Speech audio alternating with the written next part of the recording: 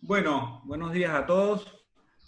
Hoy vamos a presentar el resultado a 5 años de seguimiento del estudio Excel, que fue un estudio que se presentó, se publicó en el 2016 y el cual comparó angioplastía de tronco versus cirugía eh, con stent liberadores de verolimus, ¿sí? Un poquito sobre la introducción de este trabajo.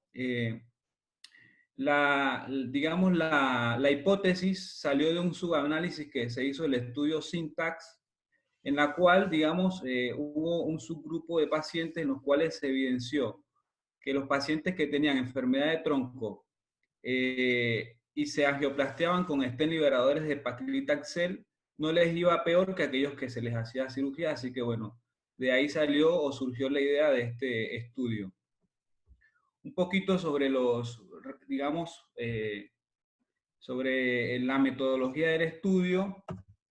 Vemos que se trató de un ensayo abierto, multicéntrico, aleatorizado, el cual fue patrocinado por Abbott, que si bien no, digamos, no estuvo involucrado en escribir el manuscrito final, sí estuvo, digamos, sí estuvo muy involucrado en la elegibilidad de los centros donde se practicaban dichos procedimientos. El objetivo era determinar la no inferioridad del tratamiento con stent liberadores de verolimus versus bypass coronario en pacientes con enfermedad severa de tronco de la coronaria izquierda. En cuanto a los criterios de inclusión, ellos, digamos, los principales criterios eran pacientes con enfermedad coronaria de tronco con estenosis mayor al 70%, esto visto de forma directa, o estenosis entre el 50 y el 70%, pero con isquemia demostrable por prueba invasiva o no invasiva, de las cuales las no invasivas se evaluaron de acuerdo al IBUS o FFR, ¿sí? O pacientes que tuvieran lesiones equivalentes a tronco, que eran lesiones de DA o CX ostial, mayor al 70% visto de forma directa, o en su defecto lesiones ostiales entre el 50 y el 70%, pero con isquemia demostrada también por pruebas invasivas y no invasivas. Como tercer criterio, que la elegibilidad clínica y anatómica para PCI o cirugía según el criterio del equipo tratante, que estaba conformado por hemodinamistas y cirujanos cardíacos que tuvieran mayor de 18 años y la aprobación del consentimiento. Dentro de los criterios de exclusión, los más importantes eran angioplastía previa de tronco, intervención coronaria percutánea de DA o CX dentro del año antes de la aleatorización, cirugía previa a la aleatorización, que el paciente además de la revascularización requiriese algún otro tipo de cirugía como recambio valvular o reparo de la aorta, syntax mayor a 33, y diámetros del tronco menor a 2.25 milímetros o mayor de 4.25 milímetros. Eran los principales. Bueno, después están el resto de los criterios de exclusión. En cuanto a los puntos finales primarios, fue un combinado de muerte por cualquier causa, ACV o infarto a 3 años, y bueno, en el seguimiento a 5 años, pues extendido a ese periodo de tiempo, ¿sí? En cuanto al punto final secundario, fue un combinado de muerte por cualquier causa, ACV e infarto a los 30 días, y como otro punto final secundario fue el mismo punto final primario más la necesidad de revascularización guiada por isquemia a los 3 años y en el seguimiento a 5 años. Otros puntos eran la trombosis del stent, estenosis del injerto o complicaciones hemorrágicas. En cuanto al análisis estadístico, ellos estimaron que la asignación aleatoria de 1.900 pacientes les proporcionaría una potencia del 80% con un error alfa unilateral de 0.025, para mostrar la no inferioridad de la intervención coronaria percutánea respecto a la cirugía. Y se estimó un margen de no inferioridad de 4.2% por ciento de diferencia, ¿sí? Del punto final primario. Acá vemos las características basales, dígame si se ve la tabla, si ven los números. La verdad es que, se ve bien. la verdad es que no hubo muchas diferencias en ambas poblaciones. Se aleatorizaron 948 pacientes para PSI y 957 para cirugía. La verdad es que, bueno, en cuanto a la edad, el promedio de edad era de 66 años. La población aportada para el estudio fue principalmente de origen europeo y de Norteamérica. Y bueno, vemos que no hubo, digamos, muchas diferencias en cuanto a las características clínicas de ambas poblaciones. Vemos que la tasa de hipertensión era aproximadamente 74% para ambas ramas. Vemos que también el infarto previo era alrededor del 18%. Pacientes angioplastiados previamente tenían un 18%, ninguno había tenido cirugía previa, como era de esperarse. La tasa de insuficiencia cardíaca era del 7.7%.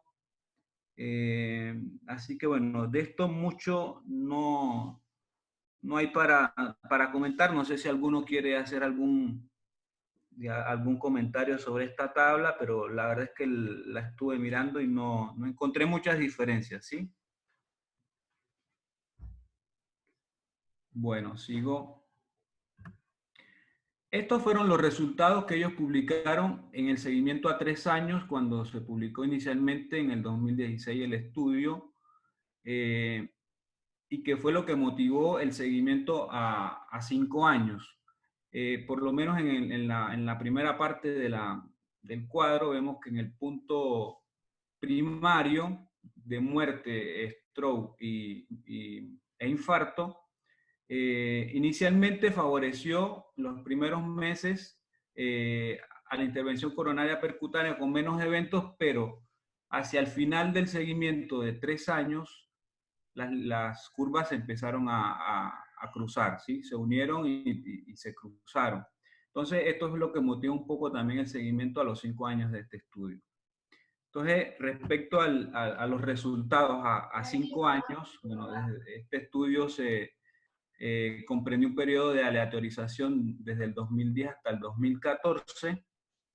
Se aleatorizaron un total de 1.905 pacientes con enfermedad de tronco que fueron asignados aleatoriamente en 126 países, en 126 centros de 17 países, y la rama de intervención coronaria fue de 948 pacientes y la rama de cirugía de 957. Se logró un seguimiento a 5 años del 93% para la PCI y del 90% para la cirugía. ¿Sí? Algo que no anoté acá, pero que leí en el documento suplementario, es que los pacientes también cumplieron un alto porcentaje de tratamiento según las guías. Así que bueno, eso también en el apéndice suplementario está detallado los porcentajes, que fue bastante alto para cada rama. Acá en este cuadro pues ya vemos los resultados a 5 años de cada intervención, y como vemos el punto final primario, que es muerte, stroke e infarto, se presentó en el grupo de intervención coronaria percutánea en un 22% versus un 19%, con una diferencia de 2.8% entre cada uno, ¿no? Cuando se adicionó la revascularización guiada por isquemia, vemos que la diferencia es mucho mayor. Eso quiere decir, digamos, que los pacientes que fueron intervenidos por angioplastia requirieron en ese periodo mucho más reintervenciones que los pacientes con cirugía. Y vemos que la diferencia entre cada intervención es de 6,5 puntos porcentuales, ¿sí? En cuanto a cuando ya desglosamos los puntos finales, en este caso la muerte de cualquier causa, vemos que se presentó en un 13% más versus un 9,9% para el grupo de cirugía.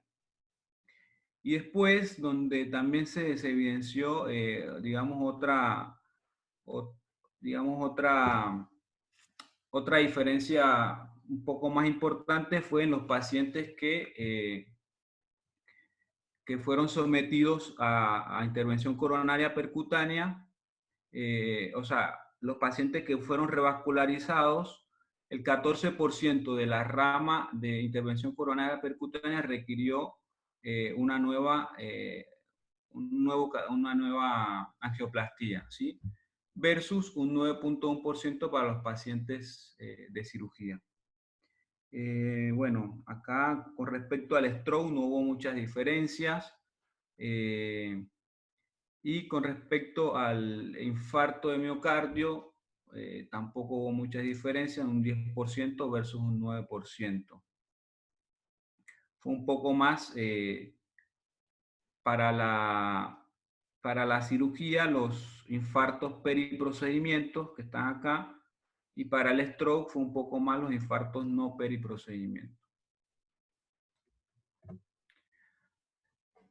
Acá vemos en la curva de Kaplan-Meier, digamos, cómo se entrecruzan las líneas. Vemos que en la curva que le mostraba anteriormente, que era el seguimiento a 36 meses, se veía cómo se iban entrecruzando las curvas y a partir de ahí empiezan a separarse. Y bueno, esto habla de que a la larga, digamos, la cirugía tuvo menos eventos y como les mostré en el cuadro anteriormente, a expensas de menor revascularización y menos muerte de cualquier causa, ¿sí?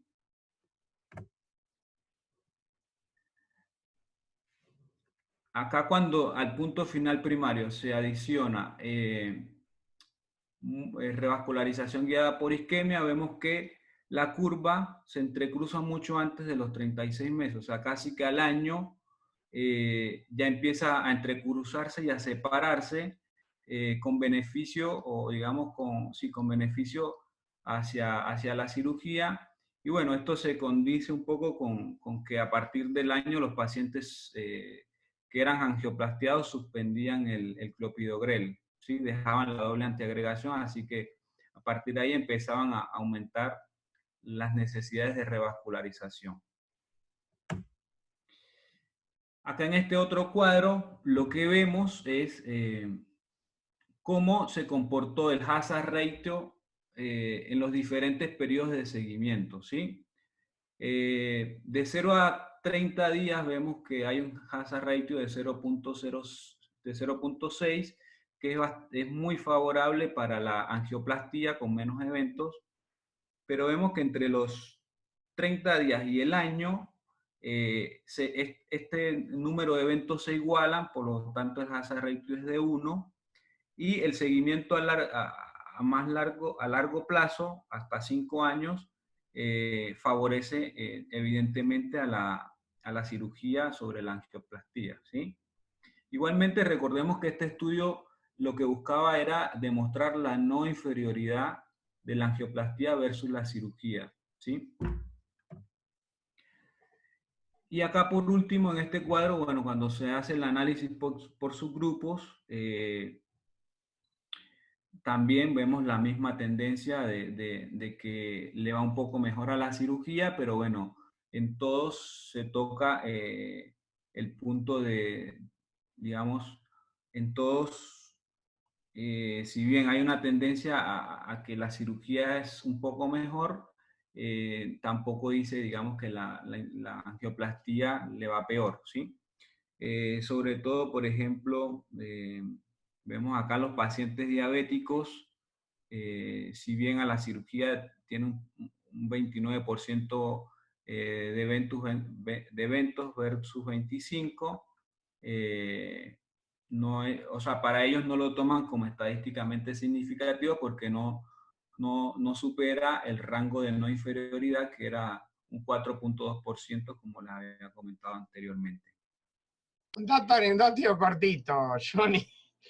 ¿Qué pasó en los otros zonas geográficas? ¿Dónde operaron? En la Villa 31, que están todos a favor del mal a la cirugía. ¿Dónde operaron?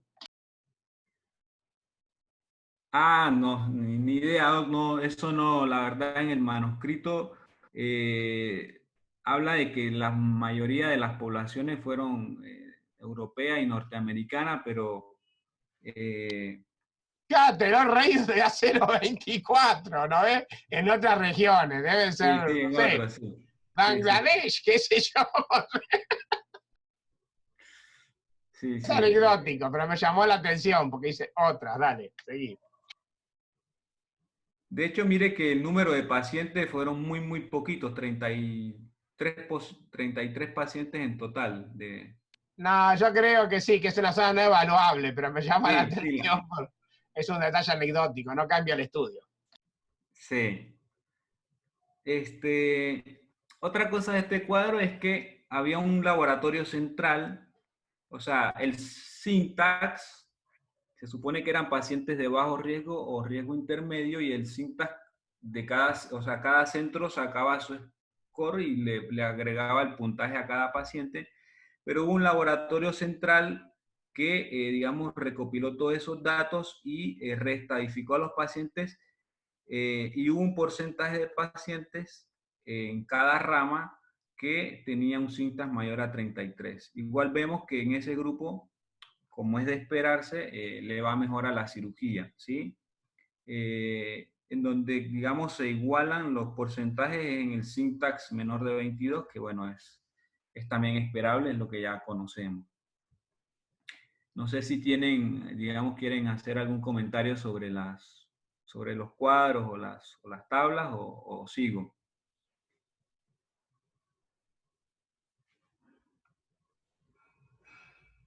Parece que no. Bueno, seguimos.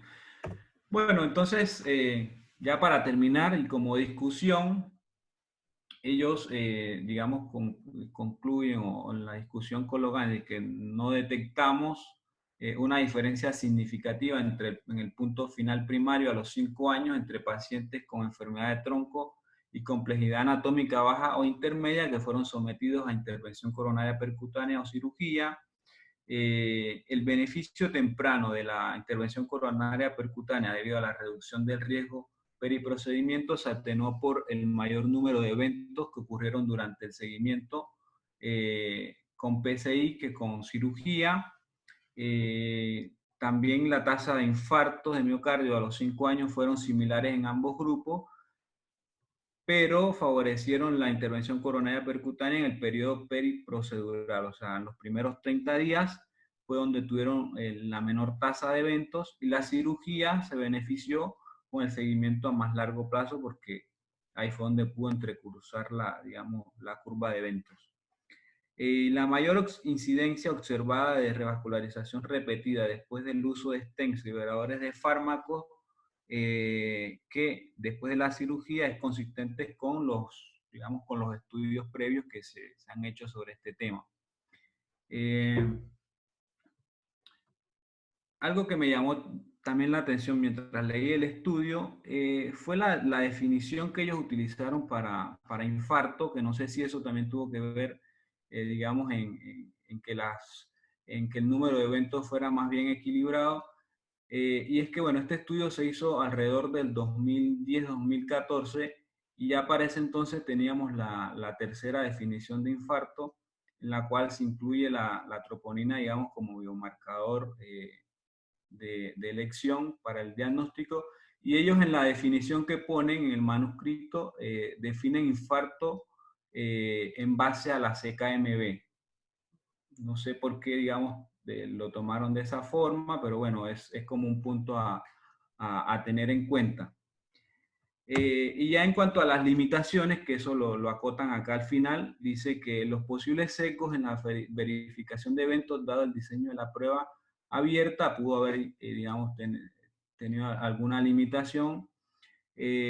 Aproximadamente el 25% de los pacientes cumplieron criterios de syntax alto después de que el laboratorio central hizo la reevaluación de los datos de acuerdo con el análisis del laboratorio central. Entonces ellos creen que eso también pudo favorecer un poco a que, digamos, el número de eventos fuera menor a la cirugía. Se utilizó una definición específica basada en biomarcadores de infarto de miocardio periprocedural que difiere de la tercera definición, como lo había dicho anteriormente, y hubo una diferencia en cuanto al tratamiento recibido en cada rama de tratamiento. En cuanto a esto, los pacientes que fueron sometidos a cirugía requirieron un porcentaje un poco mayor de betabloqueantes, anticoagulantes, y espironolactona versus el grupo angioplastía que recibió más IECAS y la doble antiagregación. Entonces, ellos, digamos, ponen ese comentario como que eso también pudo haber alterado un poco los resultados, pero en realidad es que el porcentaje de betabloqueantes en la rama de PCI fue mayor al 70%, o sea que tampoco fue tan bajo, ¿no? Y bueno, que sobre el seguimiento limitado a 5 años, lo que ellos creen es que debería hacerse un seguimiento mayor a 10 años, a ver cómo se separan más las curvas o qué pasa, ¿no? Así que bueno, eso es todo el estudio.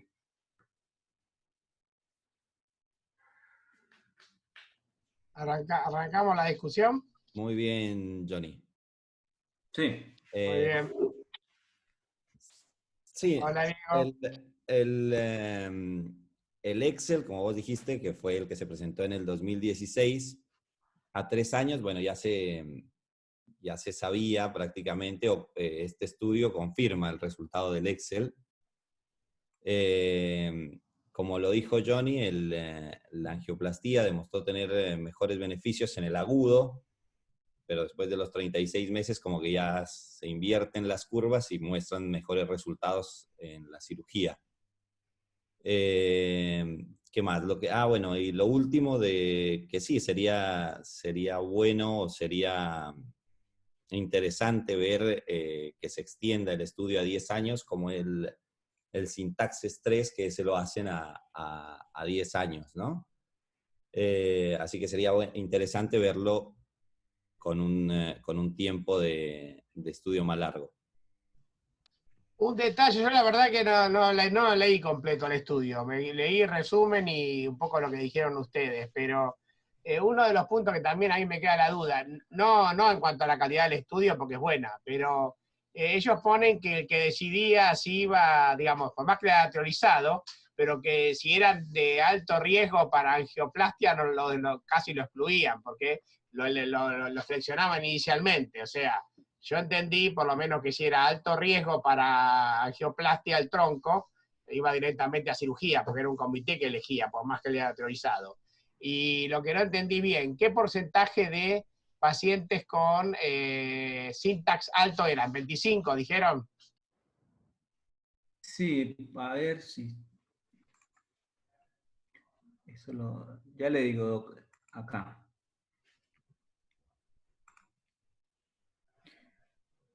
Me pareció que era 25, pero la verdad que se me escapó.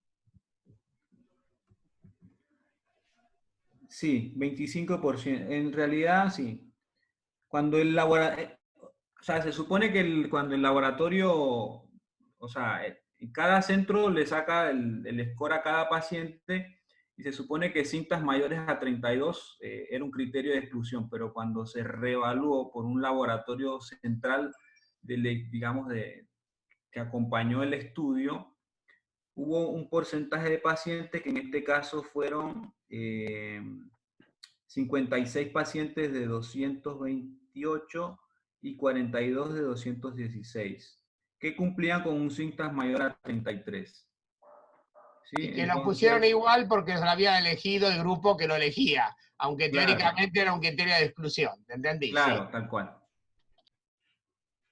Sí, es un detalle, no es que modifique el estudio sigue teniendo validez, pero obviamente uno se plantea que el estudio está bueno y te da una alternativa, como dicen ustedes, sobre todo en el agudo, que a veces se te complica para operar, pero obviamente pacientes que no son que son con un SINTA aceptable, porque si el SINTA es muy alto, en general van todos a cirugía, o uno elegiría preferentemente la cirugía. La mayoría de los pacientes lo dicen, bueno, yo te lo hago, pero se arriesgan ustedes porque lo ideal es una cirugía. De hecho, nos pasa a veces en el hospital, cuando son lesiones muy ulceradas, muy afractuosas, o muy distales, que vas a comprometer alguna de las ramas, ¿no? Claro, tal cual. Ya no le quita validez al trabajo, el trabajo está bueno, o sea, en los que son de bajo y moderado riesgo, aunque sean de tronco, es una alternativa en los pacientes a veces que uno no puede operar por otro motivo, ¿no? Y el seguimiento a largo plazo está claro que sigue siendo un poquitito mejor la cirugía, con el riesgo, bueno, inicial que tenés que bancar. Como dice Juancho, habrá que ver qué pasa si no sigue 10 años, pero a mí me impresiona, bueno, si la cirugía es, sobre todo las actuales, que son con puentes arteriales, me parece que la curva se va a seguir abriendo. Ahora, ¿qué pasa, digamos, si agarramos a todos los revascularizados? Habría que ver. Sobre todo depende de los centros que elijas, ¿no? Claro. Sabemos que los puentes venosos son de digamos, duración más corta, o sea que pueden necesitar revascularización después también, de hecho. Claro, tal cual. Sí, y lo del riesgo, que no fue, bueno, no fue estadísticamente significativo en el endpoint primario, o sea, en números sí, pero bueno, no fue estadísticamente significativo, y las diferencias creo que se dieron más por las muertes no cardíacas, que ahí en el estudio lo decía que más fueron infecciones o pacientes que tenían enfermedades neoplásicas, y que eso también impulsó a que hubiera la diferencia ahí, ¿no? Sí, siempre que tomás todas las muertes, no es que esté mal, pero te modifica un poquito el resultado primario puro, ¿no? No es fácil el tema, ¿eh? Discriminar todas las muertes cardíacas a veces, pero es verdad que eso te modifica un poco. Sí, sí. Así que bueno, habría que ver ahora que lo saquen a 10 años, a ver cómo nos va. Sí. Un par de comentarios sobre este estudio, que es un estudio que generó muchísimo revuelo el año pasado. Creo que uno de los estudios que más revuelo generó en el mundo científico en todo el último tiempo. De hecho, uno de los investigadores del estudio, Taggart, que es un cirujano de Oxford que participó en muchísimos estudios previos de cirugía cardíaca versus angioplastia, rehusó ser autor del estudio, bajo su autoría, porque estaba en desacuerdo en algunas cosas esenciales del estudio y de hecho denunció públicamente a los que lo publicaron, lo cual generó un problema bastante grande. Yo ahí les mandé adjuntos un análisis muy detallado de algunos puntos controversiales del estudio, es un poco largo, pero es muy interesante.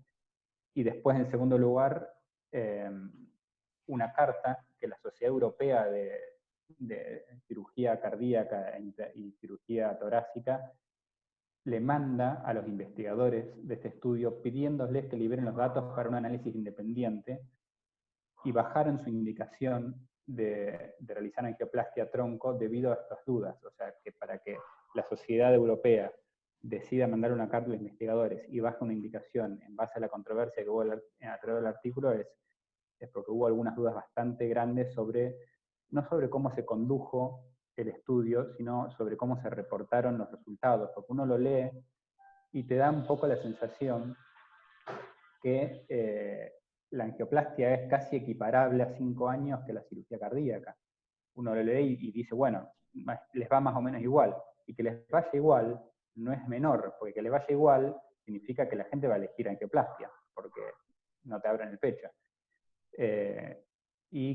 Surgieron dudas, por un lado, en cuanto a la definición del infarto, aunque eso ahora se aclaró. Ellos eligieron la definición de la Sociedad de Cardiología Intervencionista y no la tercera definición universal de infarto, pero con buena justificación, porque la tercera definición universal parece que no se relaciona tanto con la mortalidad a largo plazo como la otra. Y otro punto grande es esto de que aumenta la mortalidad total, lo cual no está claramente explicado y cada uno interpreta a su manera. Algunos dicen, no, es muy importante la mortalidad total, habría que tenerlo en cuenta sí o sí, y uno no puede indicar un procedimiento que aumenta la mortalidad total. Y otros dicen, no era un punto final del estudio, puede haber sido algo aleatorio porque se analizaron muchas cosas y una iba a dar significativa. La mortalidad total quizás se debió a otras cosas, como infecciones, como a cáncer, así que en realidad hay muchísima discusión en torno a este estudio y de hecho se está llevando a cabo ahora una revisión independiente de los resultados por un equipo especialmente designado de la New England. O sea, la New England está haciendo una revisión que eventualmente se va a publicar y que probablemente cambie un poquito la interpretación final del estudio.